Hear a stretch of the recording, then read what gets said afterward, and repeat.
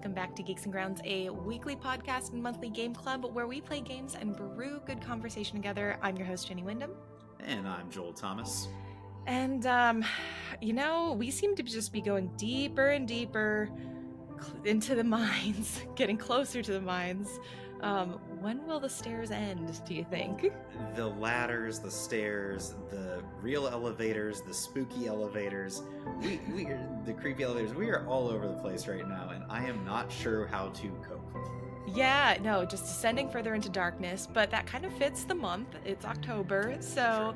For those of you just joining this week, or if you need a reminder, we are playing the game Signalis this month, and it is so perfect for, I honestly, having a game that's horror that we're playing during October has felt very, very good. I've really enjoyed my time with it. I cannot wait, because I feel like this is still a lesson in world building and vocabulary for me. I feel like we are just gathering. I feel like a sponge. I'm just absorbing as much info as possible. Yes, that is so true. So I'm going to be really curious to see what pieces you have pieced together and see what parts of this world we can figure out a little bit more this week. I barely have theories at this point. I feel okay, that file was important, and I'm going to figure out why. Mm-hmm. So excited to dig into it with all of you as we try to parse out Signalis for our second week. Yes. So we're going to be getting to that before we jump into the brew of the month. Every week we like to get into what we call the pastry case. It's our grab bag of topics, either from the industry, news, things that we've just been into and interested in. We just like to chat a little bit to warm up, a little bit of an appetizer, if you will. So not last week, but the week before, went to a retro game expo. Really, really fun. If any of you are ever in the Portland area during the month of October, I highly recommend going. I think it's probably one of my favorite Portland expo hall events that we do.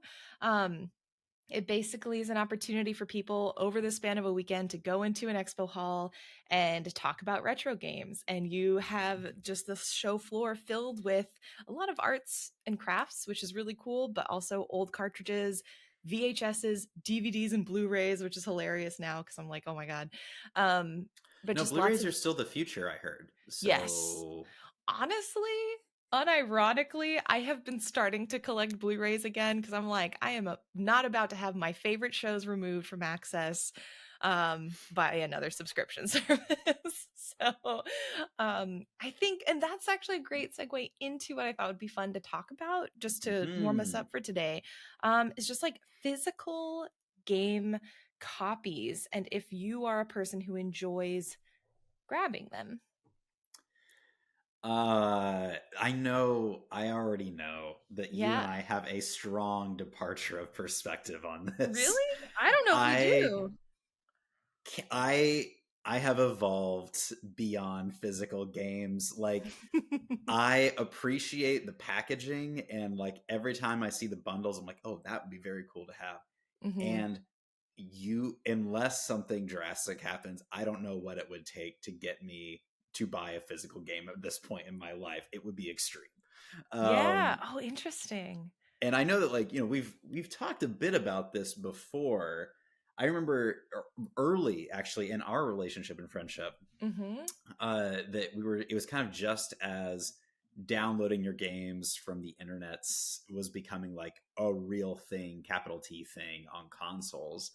And you were like, I'm a believer in the physical copy. I want to own my stuff. And I was like, no, there's no reason. It's so much easier. And now we see the realities of the stream-based economy. And it's like, well, Jenny was onto something for sure.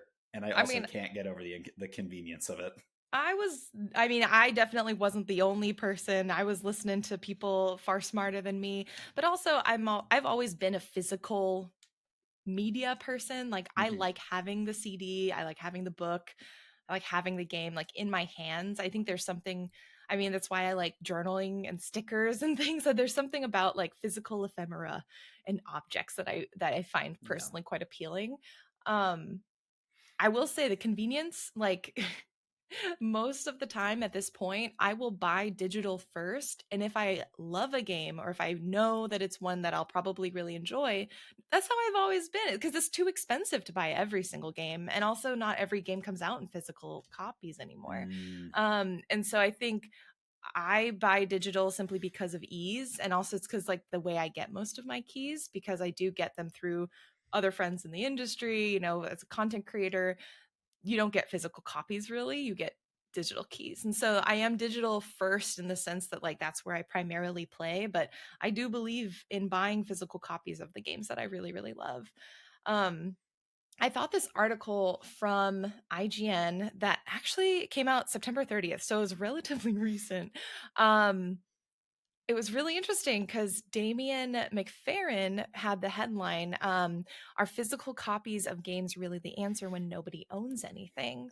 And so it's an interesting article that talks about this idea of ownership and how with our digital libraries, the law has been not in the favor of the consumer in the sense that publishers can remove access to games at any time. Um, and we've seen it happen in a few rare cases. It's very, very rare because the public outcry is typically big enough that most publishers don't want to do that, but it's happened. So there's legislation that's going around online purchases that could potentially deal with what happens when publishers go bust or when licensing issues removes a product from distribution. But what I think is really interesting is that digital and physical have the same problem, just maybe different like half-lives. mm. Because I have Nintendo 64 games that I physically own. I even have a Nintendo 64. I do not have a TV that could plug in to this Nintendo 64 and actually play these games. I could buy adapters for it, but I think there's still this issue with physical items that we can't ignore where it's like the accessibility of physical games becomes an issue at some point. So I think there are limitations there. Mm. I think that's true. I fully buy into that. There's a part of this article where they talk about the shutdown of 3DS and Wii U Mm-hmm. eShops, and it was such a fascinating moment because I work in product landia, and a lot of our work is figuring out how do we maximize our revenue and cut back on costs. And I absolutely can just imagine being in the room where the conversation happened. We're like, well, there's only 80,000 people accessing these games virtually month to month, and the outcry is going to be minimal, so it's absolutely worth it for us to shut it down. But I Mm-hmm. think what you're calling out is so important, which is like, this is the like you'll own nothing and you'll be happy about it problem, right? Like Yeah.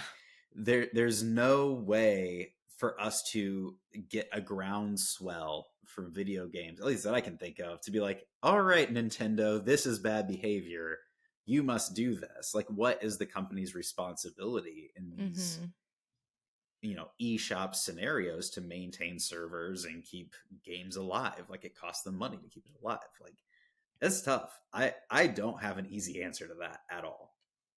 Yeah, for sure. I think that was the first time I had seen people really become aware very openly and maybe more widely about this idea of digital ownership was when the 3DS shop closed, because everyone was saying like, okay, we've got to purchase these games. We need to make sure to download them before they get removed from access basically forever. And Nintendo's an interesting case because out of all of the companies, like, they are the most proprietary. Like, they do not allow people to create legally emulators and all of these things to recreate the games and allow people to access them even beyond them being removed from the Switch or the 3DS shop. So I think Actually, that is the that solution to all of this. yeah. That whenever a company is going to shut down access to their online games, they must provide like the full ROM on emulators for people to use, like Yeah. something Like, along those lines. I feel like there has to be some sort of compromise, and that's I have friends who are on the board of like Hit Save. I know people who are part of like gamehistory.org, and they talk a lot like the role of emulation in preserving game history is huge. And so it's one of those things where it's like, sure, maybe it's not legal, but like there's also the importance of preserving what we have in our history. And if the companies are making it impossible to preserve our history and experiences, like what do we do?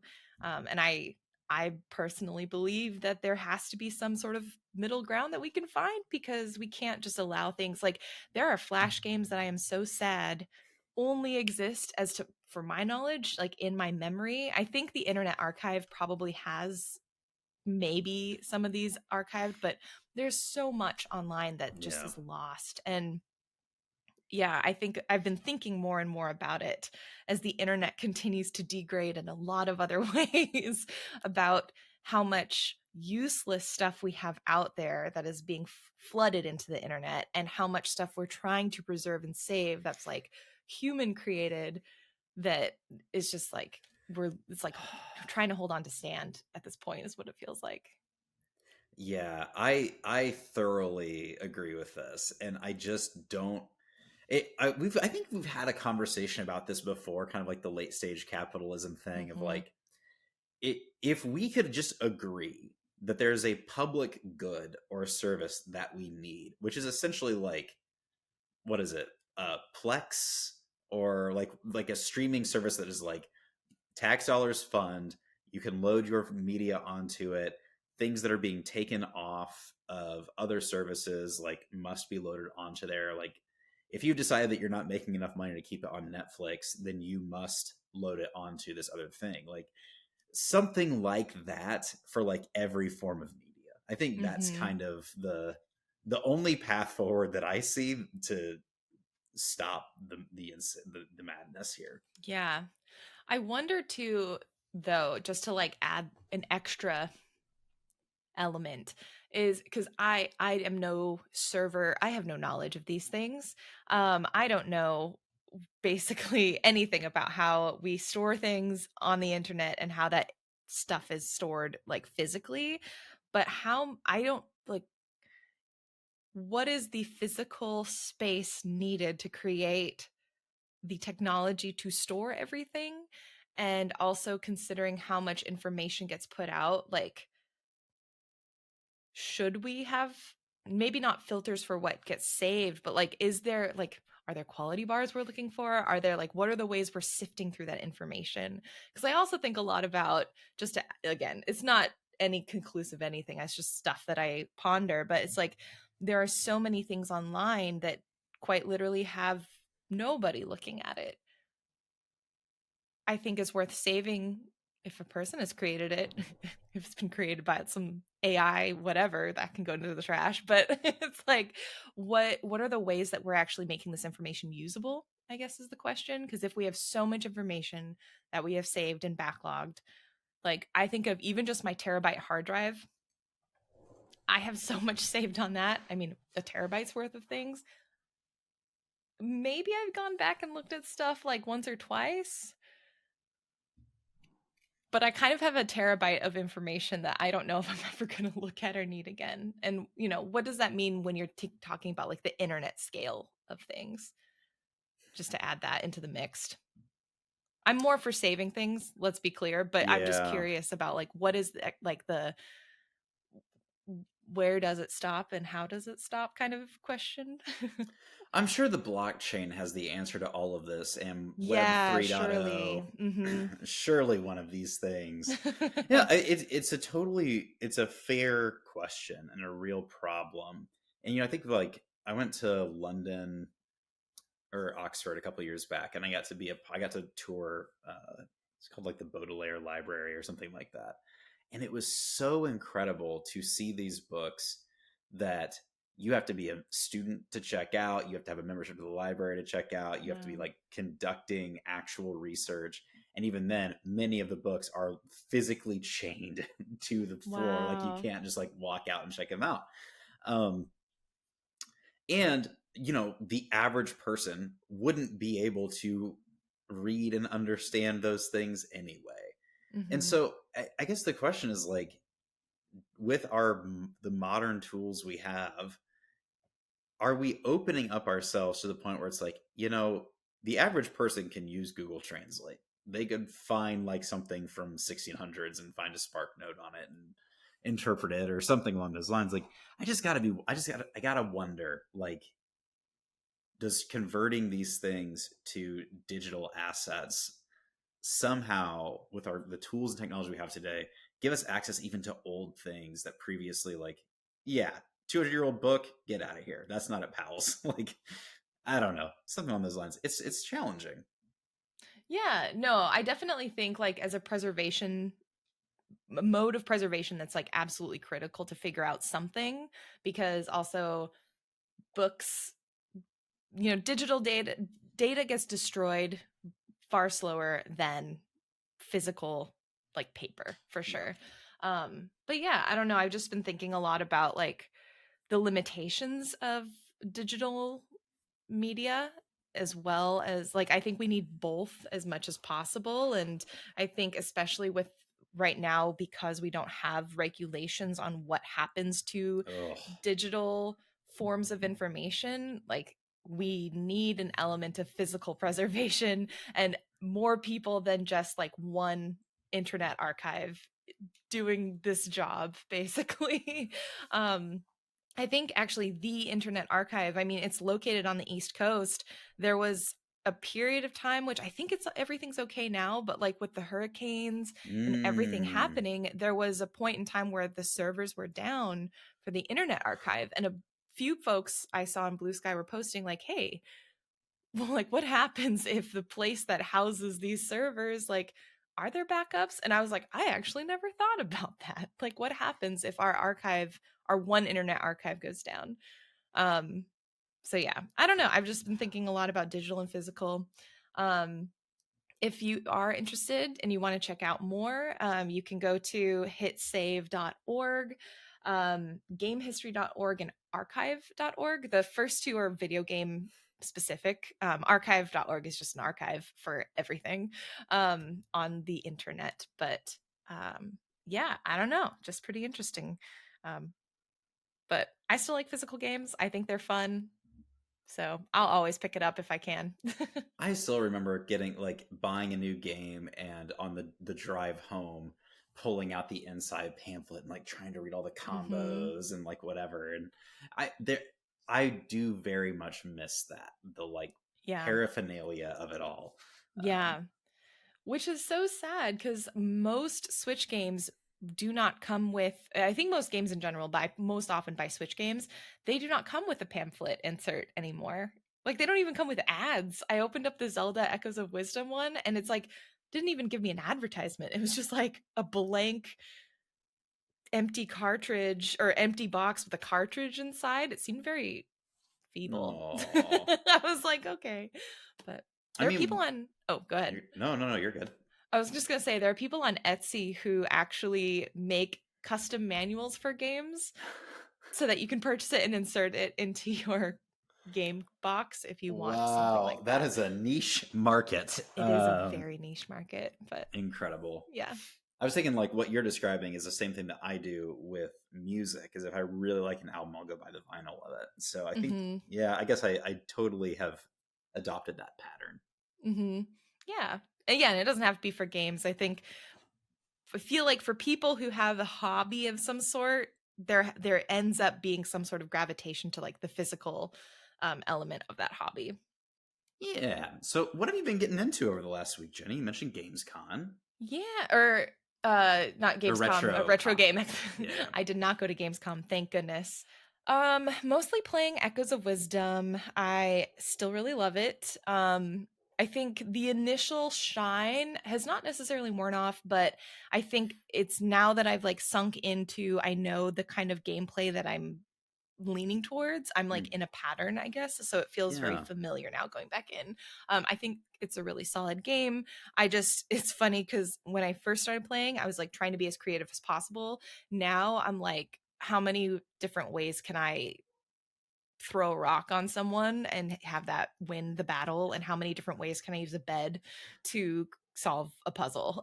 The bed meme is everywhere. I'm excited to play the game just so that I can do the bed meme at this point. Yeah, it's like so I'm having a good time with it. It's just like a nice sort of nostalgic energy, which I guess we're talking about retro games a little bit, so that kind of ties into. But yeah, I'm having a really good time. I feel like I'm pretty close to the end. I feel like I'm gonna be getting into the final boss probably this week and finishing it up. So not a Whoa, super long cool. game either. So very like good bite-sized Zelda experience, which is exactly what I love. So yeah, that's what I've mostly been playing. I also finished Grun. I have, for folks interested, because I know I'm not like live streaming as much anymore or really at all, but I have a let's play of it online. The finale is going to be going up this week, and it is awesome. I actually got through all 11 endings. I played that game in the span of 2 days, and it was so much fun. Wow. It like scratched the itch in my brain that I needed, which was a sort of looping-esque game, secrets. Um, Once you find patterns, it feels like it's teaching you to be a speed runner in a little bit of a way. So you like find the patterns of things that you need, and you have to like find the shortcuts to see if you can get there a little faster or on time. And I don't know, it just like scratched exactly what my brain wanted. And it was a little bit creepy and very methodical and cozy at the same time because you got the gardening. So yeah, perfect if you are looking for something, straightforward but still a little bit brain teasery to get into. Oh, that's very fun. Yeah, did you play the demo? I forget. I feel like I asked that last time No, too. I haven't played it. Yeah, the demo's still for free if anyone's interested. But yeah, it was very, very weird and very good. Very fun. What else you been doing? I mean, I know both of us are doing the Sanderson marathon essentially. So I'm now in Words of Radiance. I Mm. started that over the weekend. I've been mixing doing like both physical book and audiobook to like when I'm on my runs, I'll do the audiobook, and then like when I'm at home, I try to read the physical book. So mixing it up, which has been kind of fun. Wow. What a flex when I'm Yeah. on my runs. Yeah. Incredible. Slow runs, but yes, I've been trying to run. So but yeah, I know. What point are you done? I'm sure you're like Uh, already done I because you've been just audiobooking it. wrapped Words of Radiance, and I actually started Oathbringer because I read these online forums. It was like read Oathbringer, then read Edge Dancer. But there's Oh now yeah. an author's note at the front of Oathbringer where he explicitly says you should read Edge Dancer first. So I'm going through Edge Dancer right now, which is like a little Hmm. novella that focuses on Lift, who I I thought loved such a cool Lift. Oh. character. And it's been so good. I've never read it, so this is my first time going through Oh this one, dang. and it kind of picks up right where her story leaves off in Words of Radiance. Hmm. So very much enjoying that. I think she's a really cool character. Yeah, Lift is awesome. I remember when Edge Dancer came out, I was a little surprised because I was not expecting Edge Dancer to be about Lift. Like I didn't know which character, at the time I was like, I'm just gonna pick it up. I'm not gonna read anything about it. So I don't know if he teased like that she was gonna be the focus. So I was a little bit surprised, but very like pleasantly so. And yeah, I think it's one of my favorites that he's done, honestly. Really? I Oh think man. she's a great character, and I think it's like for a short, like he has all these epic series to see that he can create something that's like a little novella for him. Honestly, it's like the length of anyone else's normal book, but that's fine. Um, yeah, I Just think a it's little probably 400-page novella. yeah, I think it's one of my favorite like installments in the series because it just is nicely concentrated in a way his other writing Wow. isn't. That's awesome. Yeah, I'm really enjoying it so far. It's my favorite move is ice cream sandwich in the bath while I listen to audiobook. So Yeah. it's been perfect for that. Loving it. Nice. Oh, that's great. Yeah, what else have you been getting into? Mostly just being sick for the last week. So No. not many things. I tried to get out to a pumpkin patch this weekend to start enjoying those fall vibes. Mhm. And then it was just like it felt like someone hit me over the head with a sledgehammer. So No. apologies for me sounding a little froggy today, everyone, but you're dealing with a person in repair. Yeah, well, glad you were able to make it. Gosh, that's so unfortunate. Hopefully you get some good pumpkin patch time next week. Yeah. Yeah. Are you gonna do like apple picking too? Like, do you do other pumpkin patch activities or like farm activities, or Oh yeah, what's your plan? I go out to Savi. I'm hitting the apple orchard. I'm hitting the Hmm. berry picking. I'm getting the hot apple cider and the bratwurst. I love going to Savi Island in the fall. Yeah, Uh, yeah. if anyone's ever in Portland and looking for like an out of the way thing to do, Savi Island is. I think it's also one of your favorite places. Certainly one of mine. Yeah, I think in all seasons, it's one of the best places to just like do a little afternoon trip or day trip and just relax. There's like a nice beach there for folks who aren't familiar. Savi Island's like sort of northwest of Portland. And it's just like this island where there's a bunch of farms and beaches, and you can kind of just hike and run and do outdoorsy things in relative city comfort. So it's kind of nice. It's like feeling like you're in the outdoors without having to like truly be in the outdoors. Only a 10-minute drive from metropolitan Portland. Yeah. So yeah, it is definitely a favorite spot to head up. That's awesome. Are Yeah. you settling into any fall activities right now? Yeah, well, I think Sam and I are going to be doing pumpkin patch apple things next weekend. We were going to go this weekend, and both of us were just like, nah, we're just going to Mm, chill. yeah. So we just relaxed, and I went on long runs and walks and listened to Brandon Sanderson, which was really nice. And enjoyed the fall leaves around our neighborhood. But yeah, we're going to probably do that next weekend, I think. And yeah, I'm very excited. We also made homemade chicken soup, like from scratch chicken soup this weekend, which was so good. So, yeah. Mm, man, that sounds amazing. Mhm. Yay. So, and no other games, just Sanderson all the time, indulging in No. those ice cream sandwiches. Yeah, ice cream sandwiches in the bathtub while I've been in recovery and trying to wrap my head around Signalis. That's really been it. So Nice.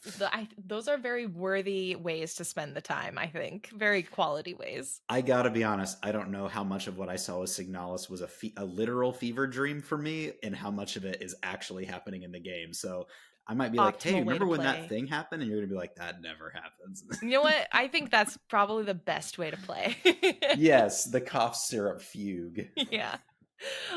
Just to close out the pastry case, some notable releases for this week. If you subscribe to our newsletter, sign up at geeksandgrounds.com to do that. You will also get a list of these releases with a little bit more detail, like the store page links, the genres, and all that. But just to round it out, Kind Words 2, this is a hefty week. PS. I will say we got a lot of things launching this week. Kind Words 2, Phoenix Springs, Silent Hill 2 remake, which is not indie, but everyone has been talking about it, so I had to put it in.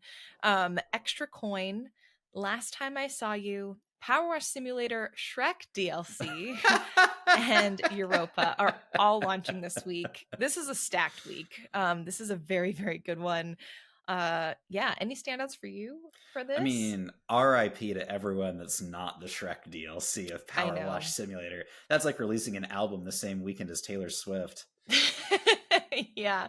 No, Power Wash Simulator is truly like, golly, I wish I could work on that community team because that would be so much fun. They do the best collabs. They've done Final Fantasy, they've done SpongeBob. Like they do everything, and oh, what a dream. So yeah, I'm very excited. I've played a lot of Power Wash. I will be playing more. I've never played it. I'll have to get into that. It is probably, honestly, it's a really good game for when you're sick, or just needing to like veg out. It's a good game whenever, but really good when you're sick and you just like need something to just sort of fill your day, because you just feel like you're being so productive because you're power washing random objects. Maybe tonight is the night. Yeah, it's very, very good. Awesome. So, as always, let us know what you think by leaving a voicemail or visiting geeksandgrounds.com and sending us a message. You can do both if you visit geeksandgrounds.com. And let's get ready to head into this month's brew. We're going deep. We're getting shafted. Wait. Yeah. About 8 levels deep. 8 levels deep. Yeah. Okay. I gotta say, like, shout out to game journaling Jenny and for getting us getting many of members of the community into this because this join game, me, everybody. were it not for game journaling, I would be sunk. And I don't even just mean from like story beats. I also mean from like puzzle tracking because there's so much of the thing you learn here is like 2 floors and 8 rooms away that being able to like jot down the dots on my key card and the phone number things is just like, I know that with like cell phones you could take a picture or a screenshot or whatever, like there are ways you could do it, but like there's something that feels very good about like, oh, here's my codex for Signalis for all of my puzzles. Oh, right. Thank you. Join me, everyone. This is like literally the plan I had. Geeks and Grounds is not actually about video games, everyone. It's about journaling, and I have now it is time to show you the truth. You did talk about your new Hobonichi lineup at the last monthly hangout. I did. We have, ladies and gentlemen, we have uncovered the truth of Jenny's intentions here. Yeah, this is all just a ploy to get everyone to journal with me. I believe in the power, and I'm really happy that you are a recent convert. Absolutely. The other thing I got to shout out is the walkthrough guides, because were it not for these guides, I see that this game is listed as like 9 to 12 hours. Like, I can tell you, I would be way past that were it not for the walkthrough guides of this thing. Yeah, I know. As soon as I realized we were going to play it, I was like, all right, everyone, here's the Neo Seeker. Like, shout out to Neo Seeker, because that's the one that, at least that I linked. So if you're using that, yeah, I figured it would be helpful for for you and for any other folks. We should get Neo Seeker on here to interview them and just be like, you're saving Joel's life week to week. Yeah, shout out to the team there. Yeah, I feel like we should be we should definitely, I should throw them like a donation or something. Like, you do good work. You have kept Geeks and Grounds going single-handedly. Oh man.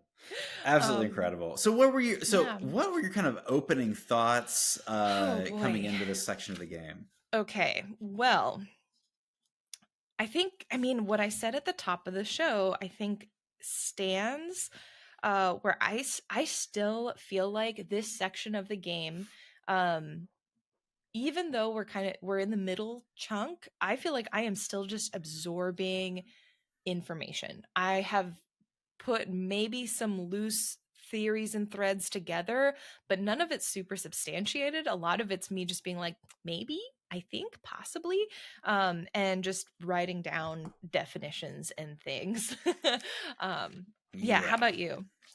Yeah, very similar. I will say this section of the game had some big WTF moments for me, where I was just like, well, that changes everything about how I see this world. And I'm really enjoying it. This is like exactly the kind of like unfolding mystery that I really appreciate in a story. Same. I've realized, I think between like Grun and Outer Wilds and this game, I feel like I love games that have mysteries. I love loops or things that feel like maybe they could be a loop of some sort. And I love not knowing what's going on. I love being able to trust that a game will illuminate it at some point, because I feel like this game will, but I love having that uncertainty in playing and being like, oop, I'm just along for the ride. It feels very fun. Yeah, I totally agree. And I will add this because I don't think we really talked about the difficulty level we're playing on. I'm playing on the easiest level of difficulty as we're going through this. And what that is allowing me to do is think of the enemies as a puzzle in themselves, as opposed to like, I'm not dealing with the like, I'm freaking out and scared because these things are chasing me, which I think is probably more the intention of the creators. But I am getting the like, okay, I can see the baddies here, and is there a way that I can navigate this without like setting them off and aggroing them? And that's kind of like a fun little puzzle on its own for me, as I am not getting chased around very often. Well, I think I feel like that regardless of the level of difficulty, because I'm playing on normal difficulty, I think that's still very much the experience I'm having, where especially because you have such a limited amount of inventory, and in some cases the enemies will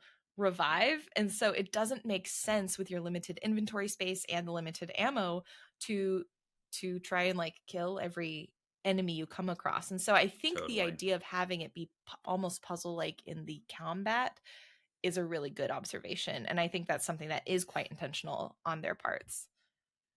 Oh, well, there you go. Yeah, I'm not just cheesing my way through it then. Yeah, no, I think and anyone can call in, leave a voicemail, or write a comment and let me know, but I think probably the difference between difficulty levels is like how many shots it'll take to take down an enemy, like their HP versus their alertness or anything like that. Okay, that does make a lot of sense for sure. So we ended as we went down the elevator further down. We had solved a butterfly box puzzle. We had seen word of this person named Adler, who seems to be like a leader in this area. But when we entered this new level of the facility, which is on Orbital Leng, we're just kind of going down and exploring. Like, we don't really have any other purpose that's new other than we have to continue our search for her. And we don't really know who her is. When I started exploring the first area that we're getting put off in, like where there's the reception room, and there's like kind of like a hospital situation happening. There's like a room with an x-ray, there's a morgue like in the back corner, lots of IVs and strange screens around, and there's also a room that's flooded, and one of the first main quest objectives is to like how to remove the water from that room so you can like hop down and descend even further. I love that puzzle. Me too. It's my favorite type of puzzle. And I actually, the thing that got me into it was it's either Die Hard 2 or 3, where there's like a person that's pretending to be a terrorist that's actually just a thief, and he has all these puzzles that he has John McClane going around New York trying to solve, and one of them is essentially this. He's like 3 different size water containers, and you have to get like the right amount in each one. And so the second I saw this was happening, I was like, oh, I am John McClane now. I am Die Hard, and this is my moment to shine. Funny. I really enjoyed that puzzle. Yeah, that's really, I see, in my media experience prior with this puzzle was seeing it on The Mole. I love The Mole. Honestly, if I could be on the show, it would cause me a lot of anxiety, because if I was the mole and I had to lie, I would be so stressed out. I don't want to be the mole. I just want to be one of the like people trying to find the mole and solve puzzles. And this puzzle was on The Mole, the original version, as well as the remake that they've done recently. And God, I love this puzzle because it makes me feel so smart. Same. Hey, just real quick, if you were on The Mole and you were not the mole, I mean, you could just tell people that you're not. Absolutely. That's part of the strategy. You want people to kind of think you may be the mole. Yeah. And then just be like, no, it's not me this time. So, but that's something the mole would say. So do you really believe it? I don't know. No, a mole can't lie. It's against the law, right? Like if they're the mole, they have to tell you. Yeah, exactly. See, this is what I would love to be on The Mole so much. I love The Mole. It was also my favorite reality show growing up. I haven't watched the remake. I'll have to get into it. The remake is very fun. I only wish that they didn't have, like, because you're very aware as a viewer, at least I feel like I am, that the producers have edited it to make you look and pay attention at certain things. And that's why I'm like, man, I want to play it without the input of the producers. Like, just give Oh, me a live feed and let me watch it myself. It'd be so boring, but also I feel like I would love the challenge to truly see if I could figure out who the mole is without the producers like giving us the false leads and all of that. that's a great idea. I'm really intrigued by this. I'm going to put some thought into Netflix, that, give me Jenny. the money. I'll help produce it. So cool. So you complete the water pump puzzle, and it reduces the water inside kind of like a bathroom Mhm. situation. And you get what is, in my opinion, one of the scariest moments of the game to date, which is Oh just yeah. jumping into the blackness and Yep. not knowing what's down there. Yeah. And what's really funny is this is the first time they have you do it. And once you jump down, like there's nothing in that room, which you're like, oh, whew, all that stress was for nothing. Put a pin in that, because if you feel that, like I did, you're going to be in for a horrible surprise later. That is Okay. how they get you. Moving on. Yeah, so yeah, you're right. You jump down into the room. There is another level of exploration essentially that you have to do. Um, there were two things that I noted as well before we jump down. There's a door in that first level with the hospital stuff, the element door, where there's like Mm. 5 keys that you have to collect. So you know, as a player, like, all right, I gotta have to explore, solve puzzles. There's 5 elemental keys. There's like gold, water, earth, fire, you know, Captain Planet style. So that's something that we're also trying to do at this point. But once you jump down, I can't remember which room it is. I think it may have been like near the save room or something like that. You find Alina's diary. And she says, I wrote down, the protectors won't let me leave my room. Nobody will tell me what's happening. But ever since I woke up, everyone's been behaving strangely. I think an accident has happened in the mines, and I'm worried something has happened to Elster. So, There are so many questions I had from this diary entry, which is yeah. like, obviously, what happened here, but Mhm. more importantly, oh, Elster's been here before. Like, physical confirmation that this is not Elster's first time in this space. Yes. Like Elster lived here and was partnered with Alina, is what I'm assuming at this point. Like Yeah.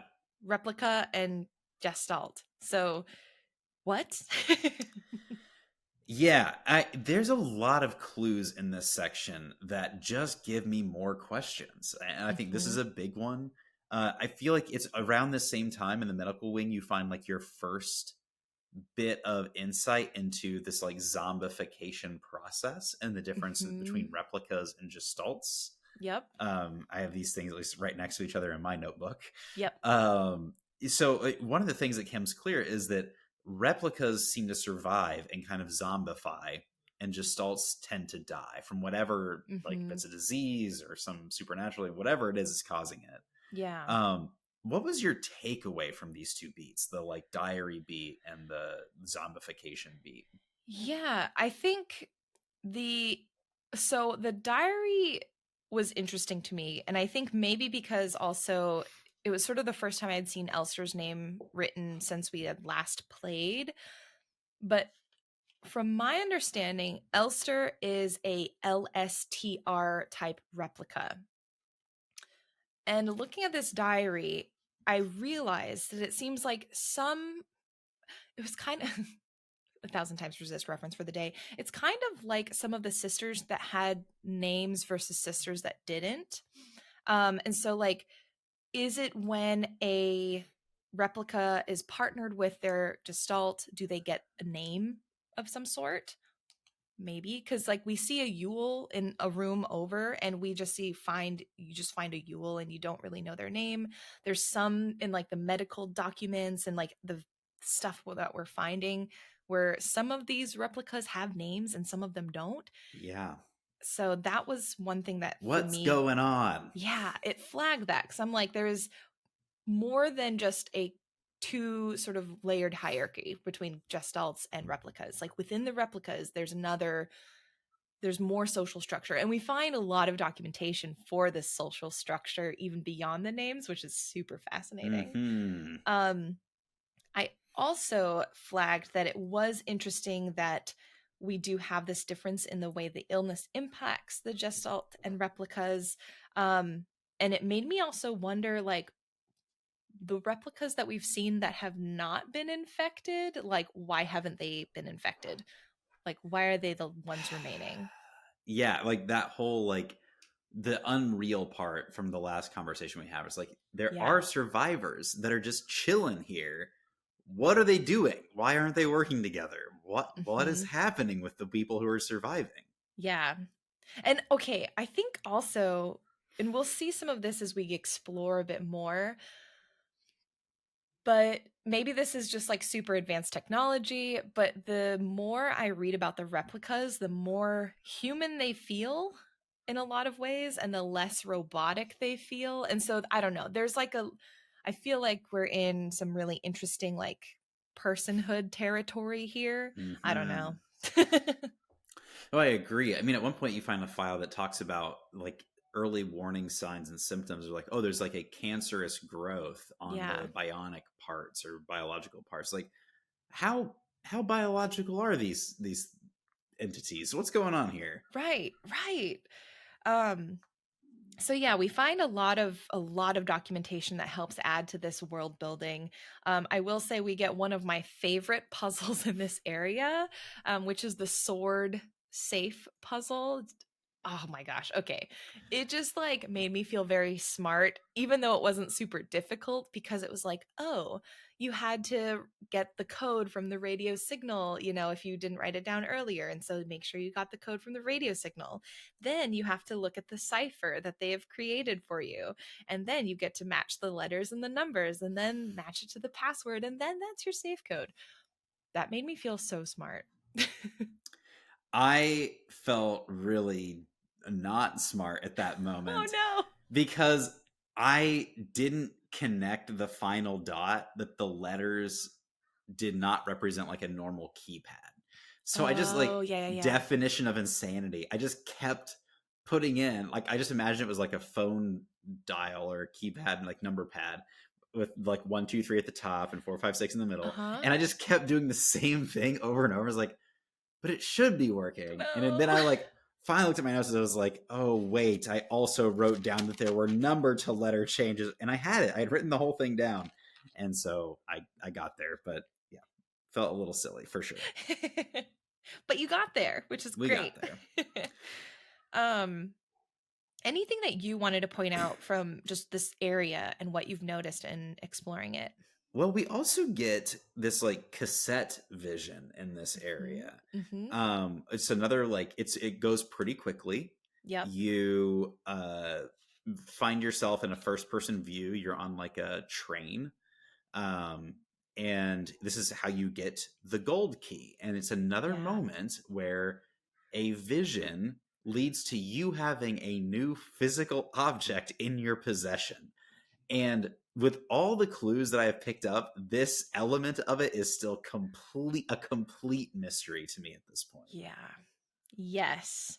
And the train is really interesting because you're once again in a blizzarding world. It doesn't look the same as the place you crash landed, but you're in another snowy location, which I'm just like, I feel like they've got to be connected, because the Something's snow is going on. yeah, there's something there. The train has primarily German as you walk down, so I took note of that. And you're walking initially before it turns into a gold key, or the gold key card. You're walking towards a white-haired woman again, or white-haired girl. I don't really know the age too far, because as soon as you get close enough to maybe tell, she disappears.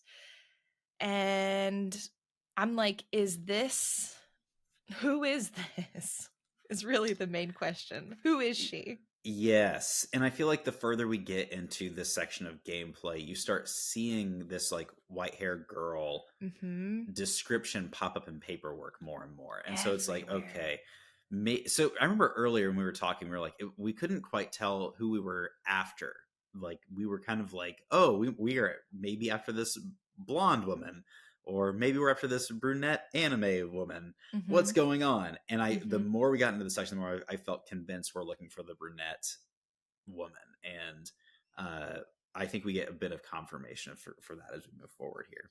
Yeah. Well, I still think I think it's like both, because at the very, very beginning of the game, I still have circled that your original photograph had A. Young, who is the Gestalt pilot, who has the white hair. And I'm like, is that the person who we see that has the white hair in the train? And are we looking for her too? Just in our different, because again, we have different bodies, timelines. We have different instances that we are experiencing in this game. So I do agree. We're looking for, is it Alina, I think? Yes. That we're looking for? Yeah. We're looking for Alina. I think this A. Young is another person we may be looking for. We'll see if we get far enough today. We definitely find a clue that I think gives me like a strong theory about what's happening with the white-haired woman versus Alina. So we'll see how far we get in our chat here. Yeah. Anything else? Yeah, no, I don't have anything else before the big boss battle. Yeah, which is real unfortunate, because you get into a room, and I should have known because every sign was there. It was a save room. It had a strange amount of ammo. And I was just like, oh, this is just really nice.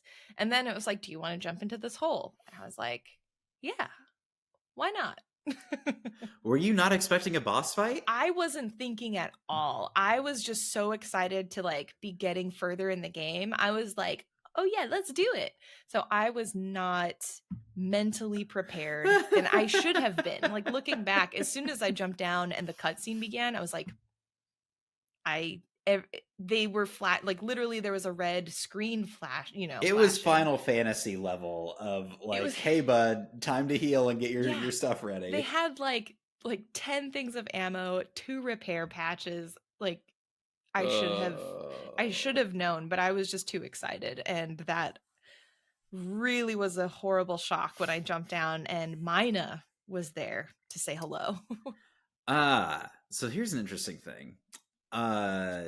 This is one of the first times we look and see Cyrillic, Russian letters. Mm-hmm. And the character in Cyrillic is Minya, which is mine in Russian.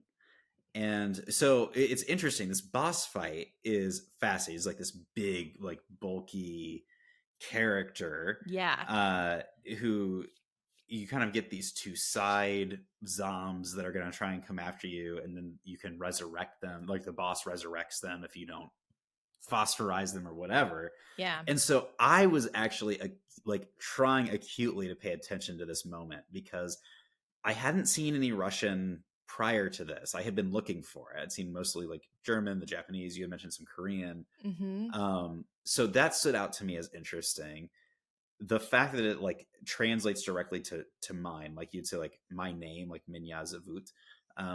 So there's something here, and like the possessiveness, the fact that they're able to like resurrect the zombies, it just felt like there was some meaning there that I haven't pinned down what it is yet, but something is happening there. Interesting. Yeah, there was the section because we get to read more about their profiles, and I think we'll say Minya, okay, first of all, it looked like she kind of disintegrated into blood, which was really disgusting. Pretty gross. So yeah, I guess like the zombification was there for sure. But what I thought was really interesting, and I didn't write it down, I wrote down the other profiles, but I think I read that she was meant not to be a combat operative Replika. She was meant to be digging in the mines, like in the mines of whatever planet they're on, Leng Orbital or whatever. Oh, so, mine. So mine, yeah. So that's really so good, Jenny. Nice. I didn't even pick up on that at all. Yeah. So I think because it was interesting to me, because like the first boss, real boss we encounter, and later we learn she's not even meant to be like a violent. So she's meant to be strong, but that's for her work. So very interesting. Oh, and like what's also interesting is like they're not doing well. Like the way that you're able to beat this boss is when they're like stopped after a given amount of time, like hurling up blood. So Yeah. regardless of anything else, they ain't holding on super well right now. No, yeah, it's like the infection has definitely reached sort of its max capacity. Yeah. So yeah, honestly, at this point, it's probably good that we showed up and we're like, we're not going to let you be puking blood anymore. We're just going to help you be done.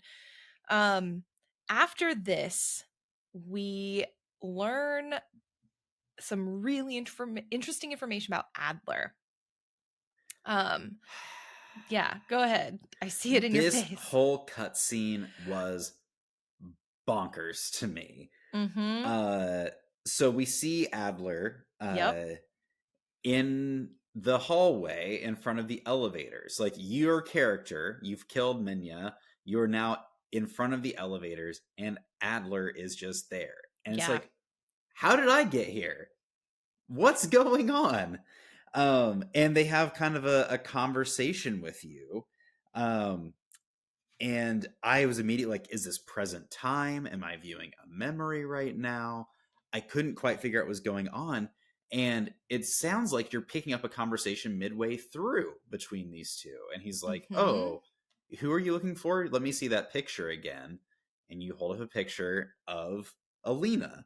And Yeah. he confirms that that is Alina. And then he Okay. pushes you down an elevator shaft. So yeah, which my jaw dropped. Um, Really interesting. While you're talking to him, there are two flashes. There are two that I caught. I think there were three, but I did not screenshot the other one in time to catch it. But there was a screen flash of something was unearthed as we talk. And then there are, I couldn't tell if it, I think it's Chinese characters, but I went and ended up snapshotting it and looking it up. And the characters for, I'm going to apologize for my horrible Chinese pronunciation. I think it's Shizong is what it's phonetically spelled like to Google, at least. For to go missing or to disappear, like those are what the characters Google said meant. So that kind of like just ties in with the conversation, at least, Yeah. it seems. Um, I couldn't tell if he, okay, because when he pushed us down the elevator, he also says that we shouldn't have returned. Yes. So that I for me was huge. That was the jaw drop, almost I more than the elevator. I fully agree. I also did capture one thing in the snippet that said this is the song of a god below. Oh, And yeah, that's what I so didn't catch. Thank you. yeah, I don't know. I think all these pieces indicate that there is something that lies beneath. Mm-hmm. Yeah, you shouldn't have returned, which is wild. Because again, we're supposedly here for the first time. We've been getting lots of interesting things. You then get like a little flash sideways, Yeah. another first person flash Mm-hmm. before we learn what's at the bottom of the elevator, where you wake up and it looks like you're in sort of a school, almost like it looks like almost like a Japanese school type setup. I think your character's name is Isa. Yep. Isa, is that who you had? And you seem to be looking for Erica. And I just kind of like found my way straight to a room where it looked like a girl was getting bullied by a bunch of faceless children. Did you do any exploration in this area and find anything else? There was, so I took a screenshot because there was a red door that seemed significant because it was the only thing that had color besides in this gray hallway in this prep school. And it said something about Rotfront, which we learn later is a planet, maybe the planet that we're on, and it had like Rotfront, something preparatory school on there. Mm. The screenshot had a lot more text on it, but I didn't have a chance to translate any of it before the show. So I will do that later and keep y'all posted if there's anything interesting. Um, but yeah, no, same thing. Just got to the biblioteca and boom. We saw the bullying of these kids wearing, like, how creepy. Like, why are you all wearing these gas It was masks? Like, creepy for bullying. sure. Ugh, yeah. Yeah. Presumably, yeah, that's Erica. I do we know an Erica? Have we met Erica before, or is this the first I instance? am wondering if Issa and Erica are the two sisters from the first section of the game, but just like this is them as teenagers, Oh, maybe. yeah. Okay. I don't know for sure, but like looking for Yeah. a sister just felt too coincidental. Agreed. Yeah. So I wrote a question mark next to Erica because I was like, I don't recall having an explicit explanation of who she is quite yet. So yeah, I agree. I think maybe that's probably the best guess. Um, we wake up, and I did write down that when we woke up, there's a bunch of text that flashes, and it felt like a reboot screen to It me. did feel like a reboot screen. Like the Oh, old computers when you get like the blue screen of death, and then you're like, oh, let's do a reboot, and then there's like text that goes and then you reboot, and then you wake up. Like, that's what it felt like. It wasn't blue, but it felt like a computer reset. I am so glad you said that. That's a brilliant take. Wow. Okay. And it feeds into my next theory, because when Okay.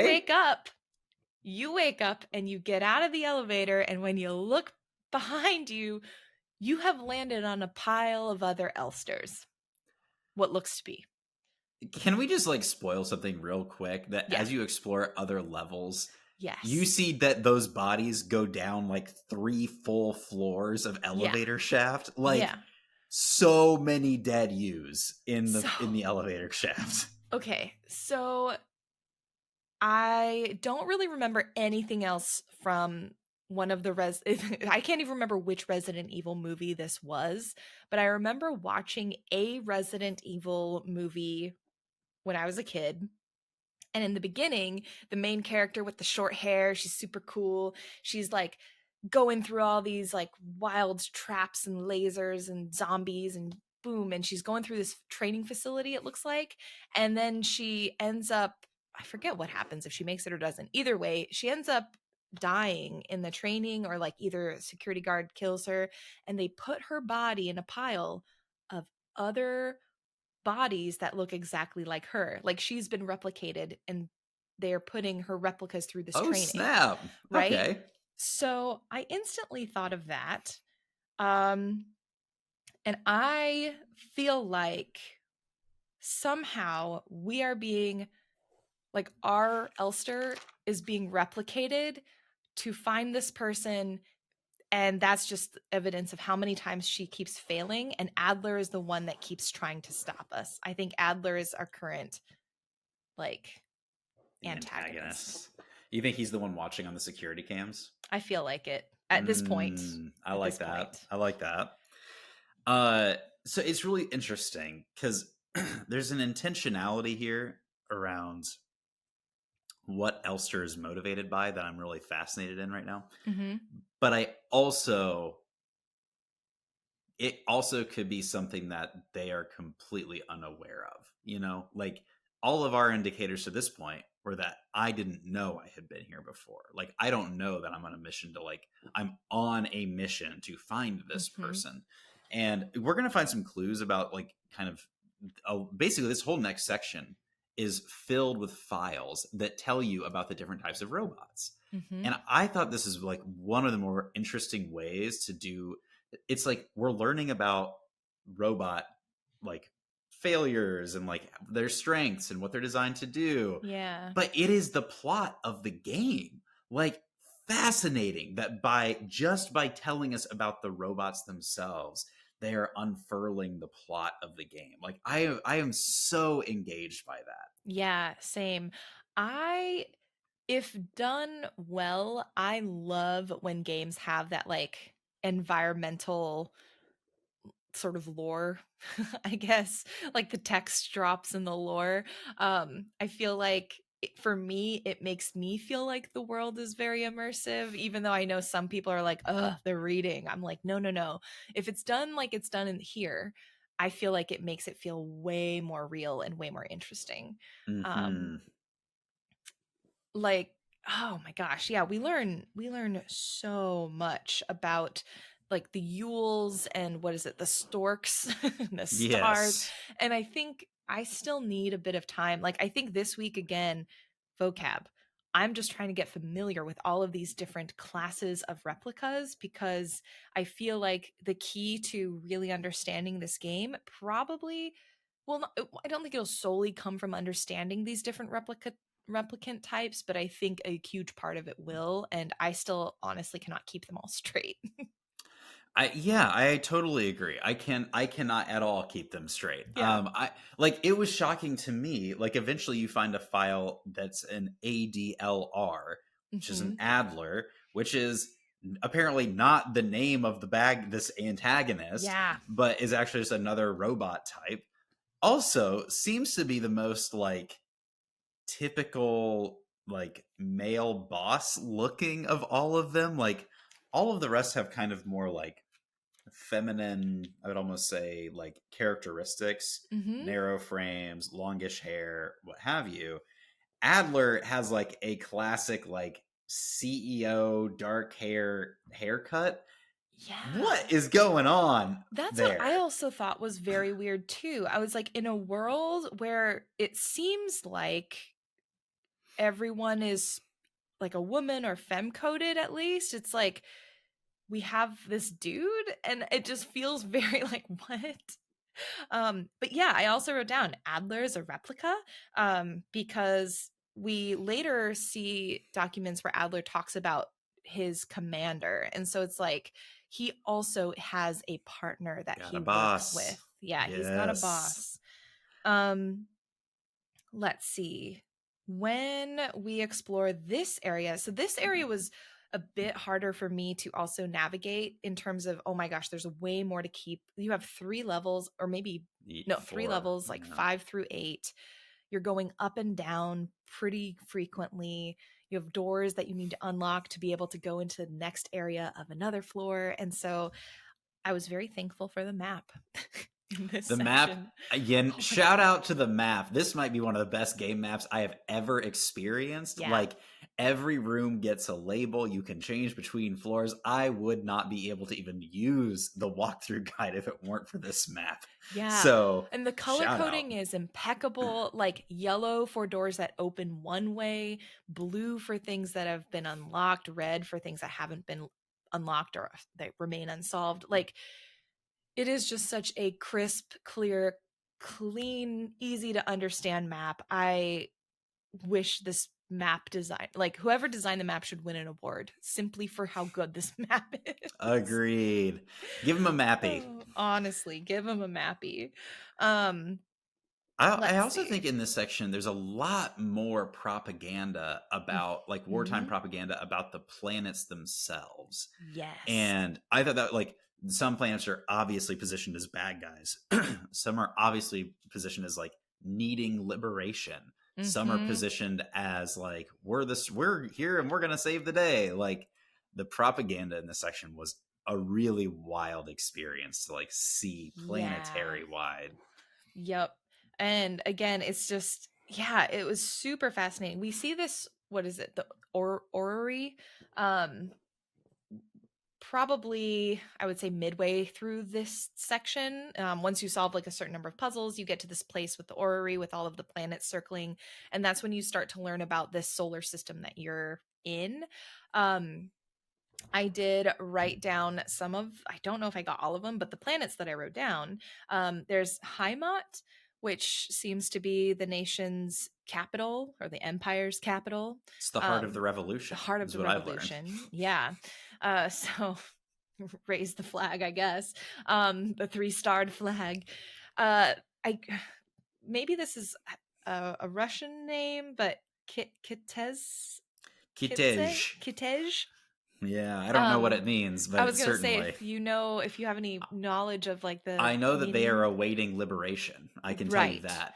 The Red Desert. Yeah, the Imperial fleet can only hold it for so long. So those horrible Imperials, am I right? That's what I was thinking. We have Buyan, home to the Imperial Palace, which was we saw a poster later on in this area, or depending on when you explored earlier, where it says Buyan will burn. So yeah, That's right. Booyan will burn. Buyan, am I Boo! right? We don't like those guys. Yeah. I'm um, sold. and then Ling, the planet Ling, so Serpinski, that's where we are. And then Rotfront, which I found particularly interesting because okay, for some reason I was like, is Rotfront just a city on the same planet that we are on? No, it's an entirely different planet. So what we are seeing, these memories, these flashbacks, whatever they are, the stuff that we're Oh. doing now on Leng Orbital is happening on one planet. Anything with a blizzard, because Rotfront, they said it's an ice moon circling the largest gas giant. It is still climaforming, so maybe it's still like forming a climate. That's a totally different planet. And I was like, I what? did not realize that. Okay. I'm glad you said that. So yeah, that was the realization moment with the orrery that I had. Amazing. um, Uh yeah. so I think it was also around this time, as we're finding information on the planets, information on the robots. I really liked this element when they're talking about like strengths and weaknesses and whatever. Mm-hmm. They refer to fetishes Yeah, I was gonna say, among let's the talk about fetish replicants. objects, shall we? Some of these replicants need fetish objects, some do not. The Adlers definitely do, but they're also very solitary and can't be with other Adlers. Like, it felt like you were reading almost dating profiles of these Yeah. creations. Yeah. Well, again, in some ways it feels like second thousand times resist. With the sisters in Thousand Times Resist, I felt like those were like specific elements of Iris's personality, like sort of extrapolated into these clones, right? Oh, I love that. That's almost the sense that I felt here too, where I'm like, okay, also jumping ahead a little bit, but this sort of ties into what I'm thinking is a theory, not on the plot, but maybe on the lore of the universe.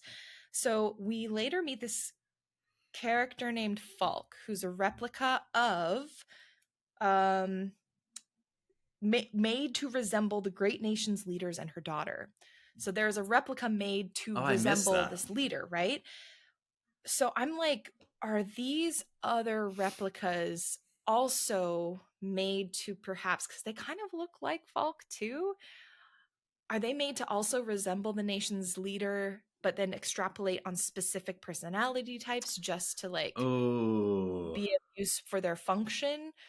To take a word from a game that you may all know. hair to hair. Red hair, exactly.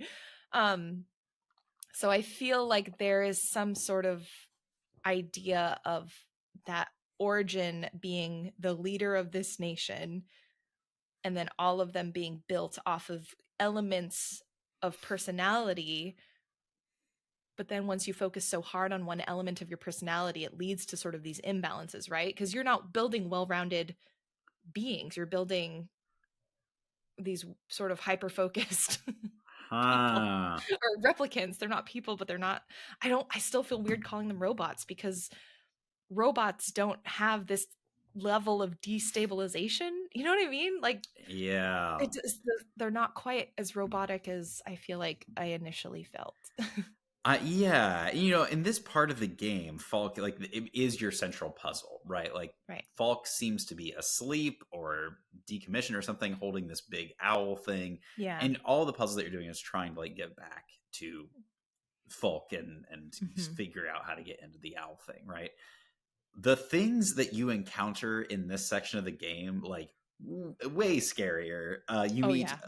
uh I don't know if it's Colibris, I don't know how to actually say it, but like Yeah. this thing that like throws illusions around and they just look like glitching robots. Terrifying. Very freaky. But also in this game, like in this section of the game, you're finding keys to open like paintings. Like there's a keyhole in a painting. Like Mm-hmm. I thought that was so cool. Like I love this, the way the puzzles and safes and things work in this section. Yes.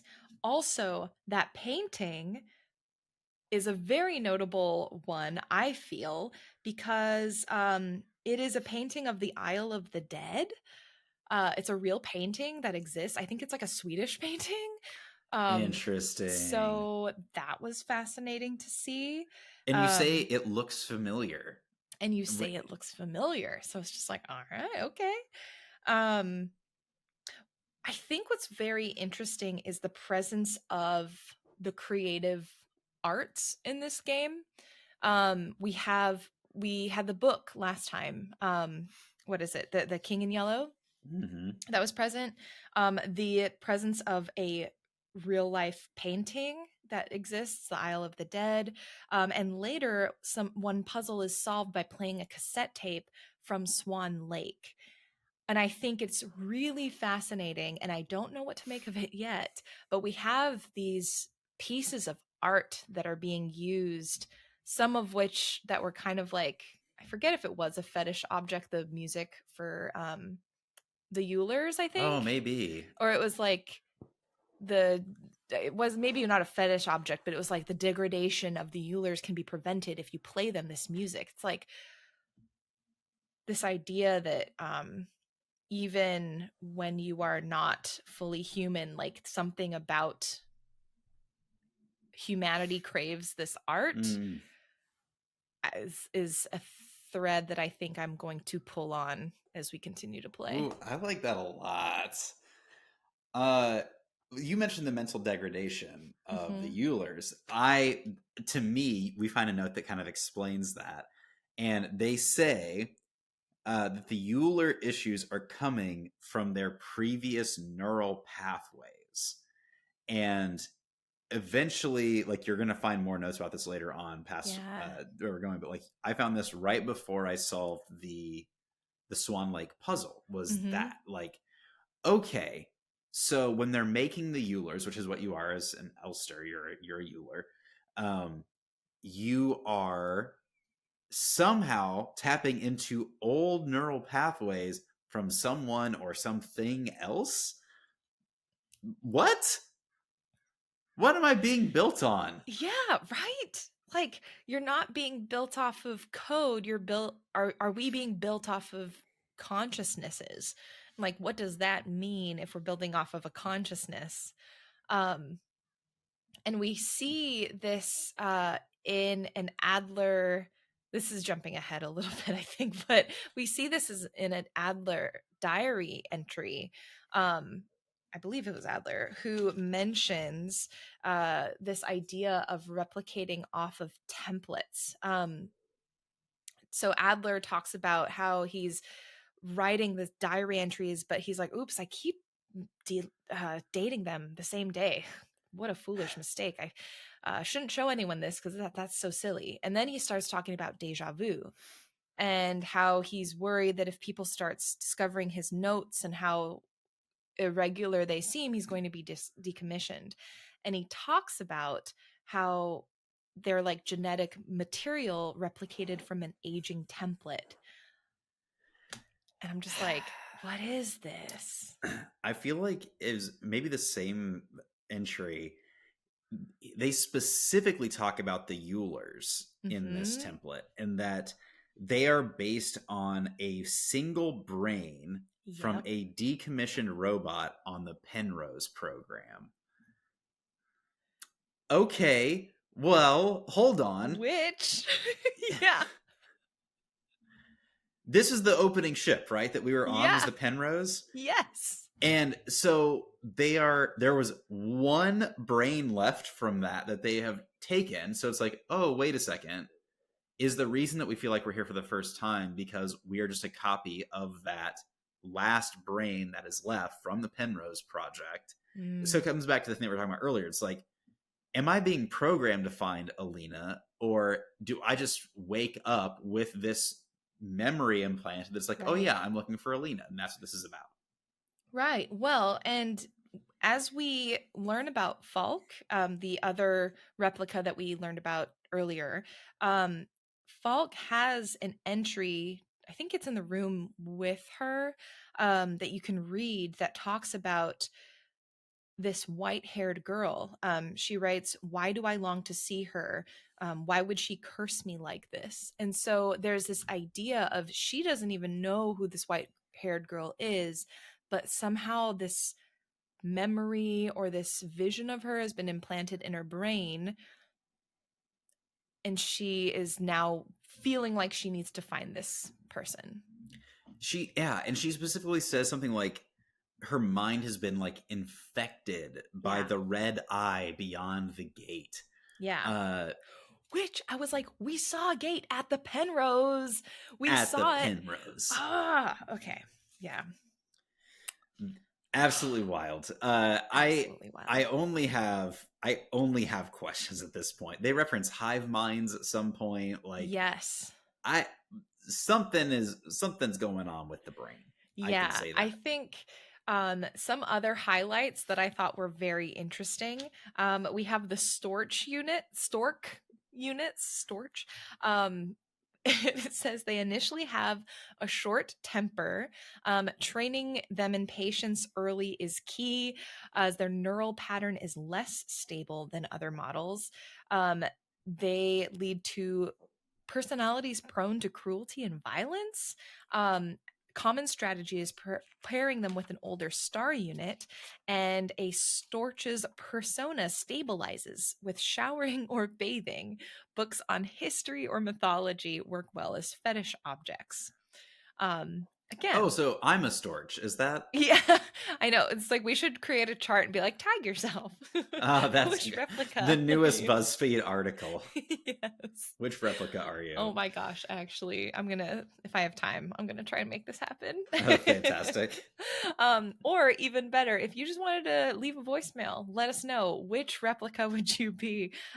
You can do that by going to geeksandgrounds.com. Did you have any other bios that you found interesting? Yeah, I do think there was one that said something like the Eulers or the Elsters were not good at combat, which I thought was hilarious because I'm crushing it. Oh my gosh, yes. I think that might be it for. I'm trying to think if there's anything else. Oh, there is one actually. I forget when this happened, but I wrote down screen flash. None of us are here by choice. Oh, yeah. And I thought that was also very interesting. That was in the Adler is blocking a commander from Issa. And that comes out of that none of us are here by choice. And I'm just like, that's another little mystery to add to the pile. Wait a second. Let's come back to your point earlier too, that like the replicas are maybe just, a singular personality trait or whatever, kind of like taken on its own. If Gestalt is like the sum of its it's the sum of its parts or more than the sum of its parts. Okay, no, like sorry, Gestalts maybe like are like more whole people clones, or maybe real humans or like classic humans. And replicas were like, actually, like cloning whole people doesn't work because of something. And so we're going to like break them into their pieces instead. Yeah, that's what because I assumed this whole time, I was like, Gestalts are humans, but I think that knowledge of Gestalts are called not just human, but Gestalts because they are whole versus just an element of like a function. That for me, that's such a good connection. Dang. Because I was like, why are they calling them Gestalts instead of humans? Like, what is the point? But I think that's it. That's a really great shout. Whoa. Oh, that's so good. What a rich game. This game has so much to talk about, man. It's so good. Because we're right around at time. I know technically we said we go a little bit further, but I think this is a great place to pause, to stop.